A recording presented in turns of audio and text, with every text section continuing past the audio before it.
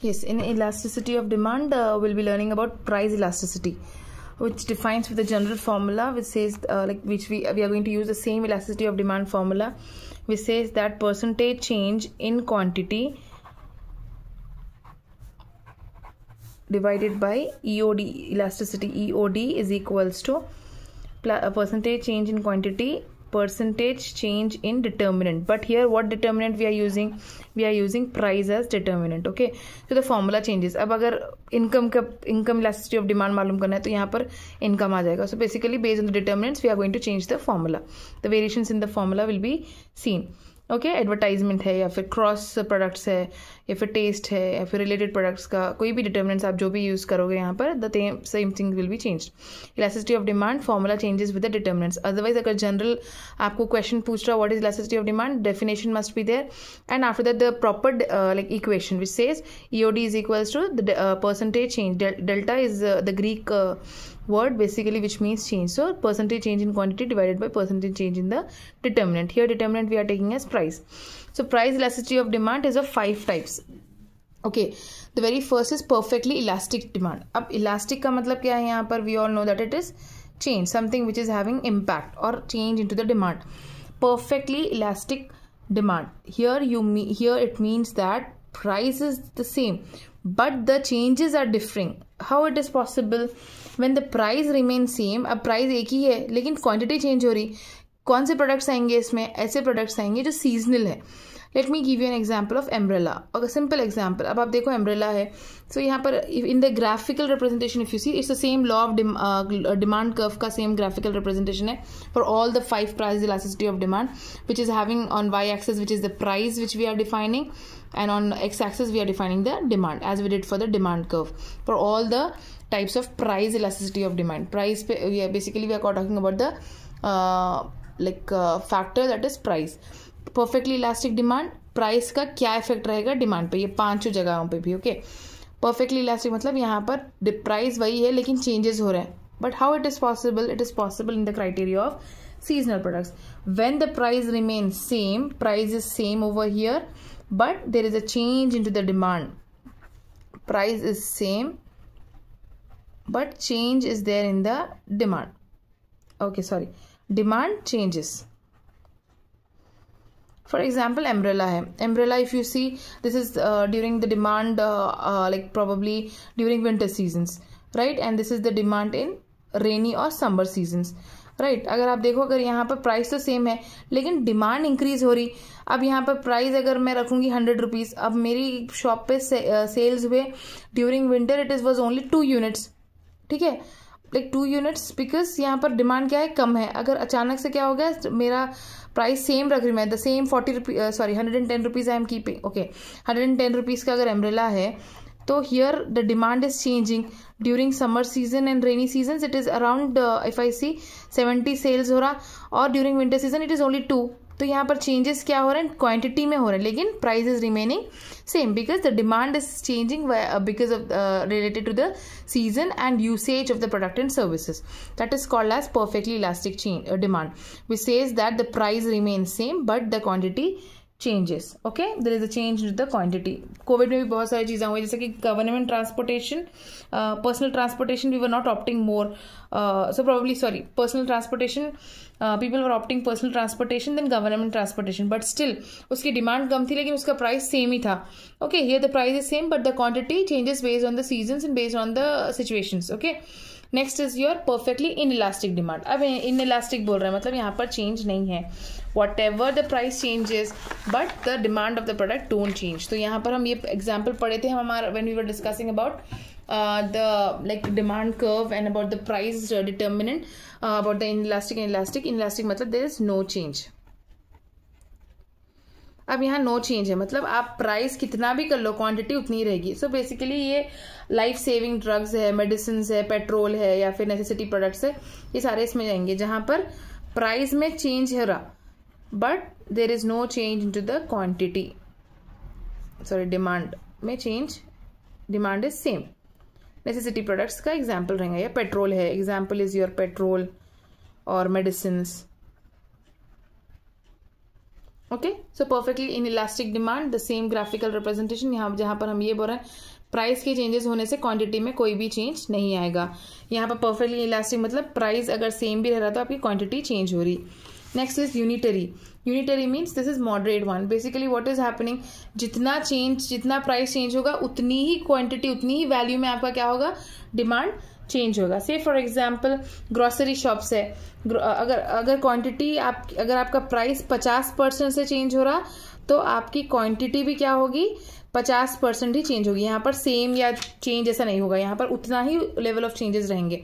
अगर से for example price अगर मैं यहाँ पर लाइक फॉर एग्जाम्पल यहाँ पर अगर मैं प्राइस फ्लक्चुएट कर रही हूँ, प्राइस मेरा मैं डिक्रीज कर रही हूँ to here if I am decreasing the price और इंक्रीजिंग द प्राइस, तो यहाँ पर डिक्रीज कर रही हूँ प्राइस मेरा अगर यहाँ पर 50 रुपए था 50 rupees. So basically what is happening, demand भी क्या हो जाएगा, डिमांड अगर प्रोडक्ट्स का 50 रुपए जब था प्रोडक्ट, 50 रुपीज का जब प्रोडक्ट था तो डिमांड प्रोडक्ट का था 10। अब 50 रुपीज क्या, okay for example I have decrease the price to the 25 rupees, आधे को आधा कर दी मैं, तो उसका डिमांड भी क्या होगा 20 हो जाएगा, उतना ही इंक्रीज होगा। Like for example the quantity demanded increases with the price like equal to the price which has been reduced। अगर 50% यहाँ प्राइस में रिड्यूस करूंगी तो डिमांड यहाँ पर 50% ही इंक्रीज होगा। Okay, that is unitary, basically unitary elastic demand, जहां पर हम ये पढ़ रहे हैं कि प्राइस जितना कम होगा उतना ही डिमांड इंक्रीज होगा। ओके, 50% इंक्रीज, मैं यहाँ पर प्राइस कम करी तो 50% क्या होगा, यहाँ पर डिमांड इंक्रीज हो गया, decrease in the price, increase in the demand of the product। So here this is the demand, this is the price। So what it is saying that price अगर 50% increase होगा तो quantity भी price 50% increase होगी। Next, relative elastic demand, that was the perfectly elastic demand and perfectly inelastic demand, unitary elastic demand and relative elastic demand। Now relative elastic demand में क्या हो रहा है, so here yes, relative elastic demand it says that when you decrease the, basically what is happening, यहाँ पर price जैसे आप decrease करोगे आपका प्रोडक्ट का डिमांड इंक्रीज होगा, but how much it will B.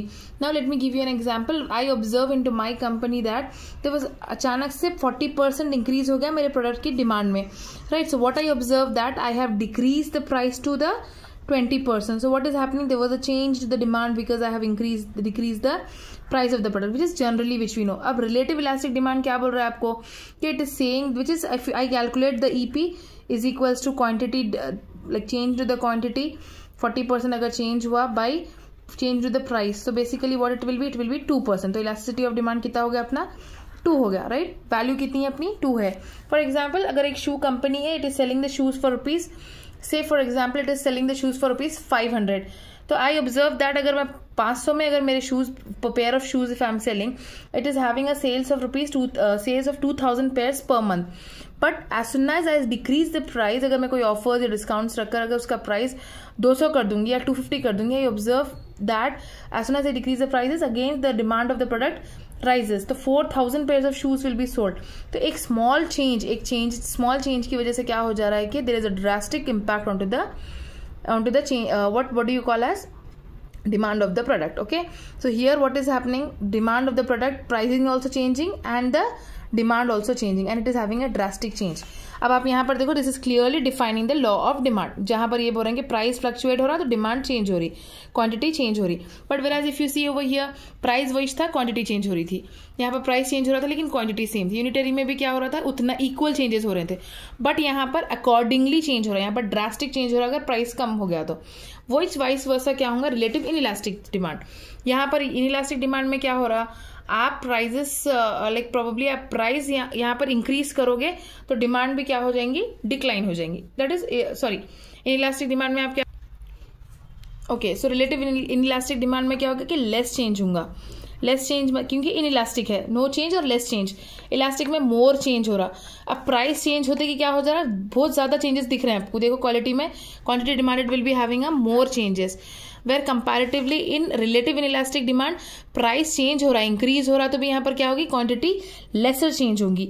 यहाँ पर quantity demanded will be lesser when compare to the relative elastic demand. यहाँ पर क्या होगा, यहाँ पर चेंज क्या होगा, ज्यादा होगा, impact will be more, but whereas here the impact will be very less. Relative inelastic demand में the demand is lesser when compared to this. Okay, तो यहाँ पर whatever if I take an example of petrol, अगर मेरा if I see the demand of the product like petrol का price अगर मैं कितना भी change कर लूँगी, इसका demand में बहुत ही कम changes आएंगे.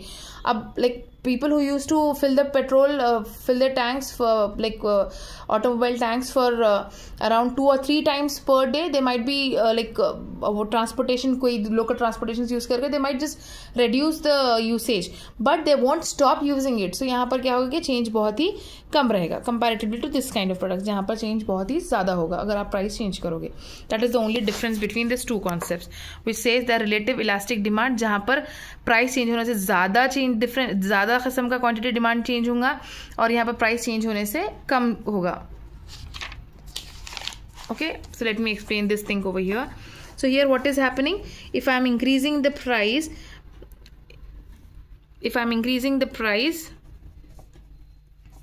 The quantity will be having a less effect. अगर मैं प्राइस रखूंगी यहाँ पर 40, तो अगर यहाँ पर 10 है, तो अगर मैं यहाँ पर 60 प्राइस रखूंगी तो यहाँ पर बिल्कुल ही बहुत ही कम डिफरेंसेस रहेगा उसका प्राइस चेंज में. Okay, very very lesser change.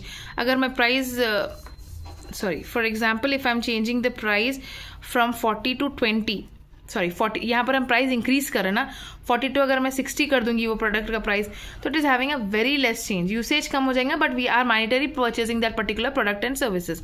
Okay, तो प्राइस यहाँ पर इंक्रीज हो रहा है and it is having an effect. अगर यहाँ पर प्राइस इंक्रीज भी हो रहा है या डिक्रीज हो रहा है तो it is having a more drastic approach. यहाँ पर प्राइस डिक्रीज हो रहा तो ड्रास्टिक चेंज हो रहा, या प्राइस इंक्रीज हो रहा तो ड्रास्टिक चेंज हो रहा. सॉरी, ड्रास्टिक नहीं, लेसर चेंज हो रहा. ओके, इधर change is lesser, the change is more. The change is equal over here. The price is changing but quantity is remaining same. The price is same but the quantity is getting changed, and this is the formula for your price elasticity of demand. In the same way, income elasticity of demand is there, cross products or related goods elasticity of demand is there, but the only thing is you're not having this n number of types of price elasticity of demand in that. You just need to change the formula over here and you can just define it. Okay.